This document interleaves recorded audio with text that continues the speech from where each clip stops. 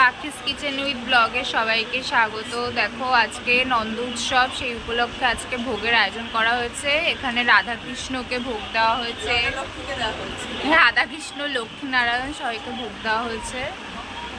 আর এখানে 7 জন গোপু রয়েছে, সবাই খুব সুন্দর ফুলের সাজ সেজেছে আজকে।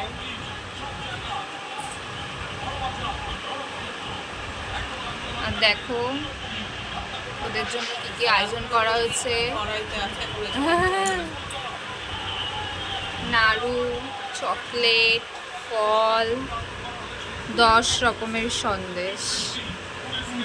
এইদিকে ভাত, খিচুড়ি, 6 রকমের ভাজা আছে, লাবড়া আছে, আলুর দমটা এখনো হয়নি, ওটা হচ্ছে, চাটনি, পায়েস, এটা কি তালে ক্ষীর, মিষ্টি, তালের বড়া, মালপোয়া। এই হচ্ছে আজকের আয়োজন। কার কীরকম লাগলো অবশ্যই জানিও। টাটা।